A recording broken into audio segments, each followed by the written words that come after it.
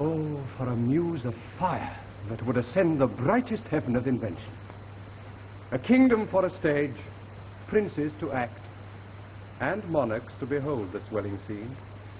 Then should the warlike Harry, like himself, assume the port of Mars, and at his heels, leashed in like hounds, should famine, sword, and fire crouch for employment. But pardon, gentle all, the flat, unraised spirit that hath dared, on this unworthy scaffold, to bring forth so great an object. Can this cockpit hold the vasty fields of France? Or may we cram within this wooden O the very casks that did affright the air at Agincourt? Oh, pardon. Since a crooked figure may attest in little place a million, then let us, ciphers to this great account, on your imaginary forces work. Suppose, within the girdle of these walls are now confined two mighty monarchies, whose high, upreared, and abutting fronts the perilous narrow ocean parts asunder. Piece out our imperfections with your thoughts. Into 1,000 parts divide one man, and make imaginary puissance.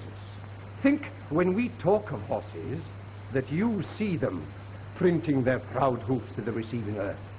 For 'tis your thoughts that now must deck our kings, carry them here and there, jumping o'er times, turning the accomplishment of many years into an hourglass. For the which supply, admit me, chorus, to this history, who, prologue-like, your humble patience pray, gently to hear, kindly to judge our play.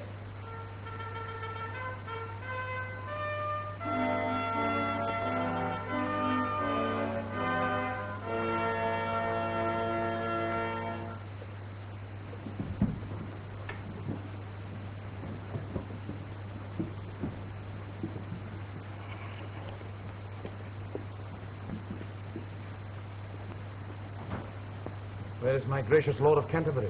Not here in presence. Send for him, good uncle.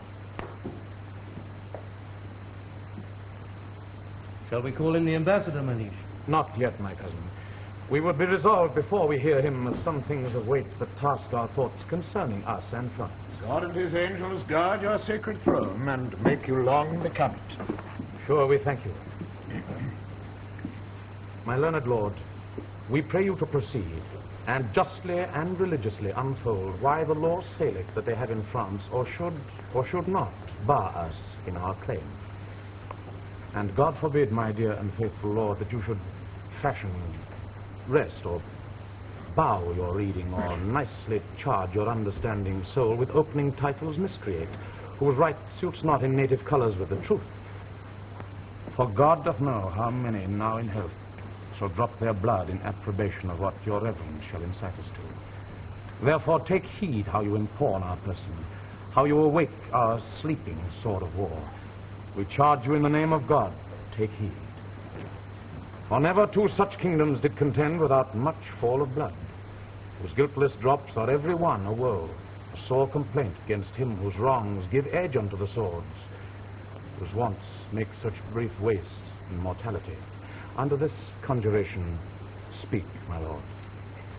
Then hear me, gracious sovereign, and you peers that owe yourselves your lives and services to this imperial throne. There is no bar to make against your Highness' claim to France, but that which we refer in Pharamond, in terram saliciam mulieres ne succedant, no woman shall succeed in Salic land. Which Salic land the French unjustly glows to be the realm of France, and Pharamond the founder of this law and female bar. Yet their own authors faithfully affirm that the land Salic is in Germany, betwixt the floods of Saler and the Elbe, where Charles the Great, having subdued the Saxons, there left behind and settled certain French, who, holding in disdain the German women for some dishonest manners of their life, established there this law to which no female should be inheritrix in Salic land. Which Salic, as I said, twixt Elbe and Saler, is at this day in German, called Meissen. Well, then doth it well appear the Salic law was not devised for the realm of France, nor did the French possess the Salic land until 421 years after defunction of King Pharamond. Besides, Their writers say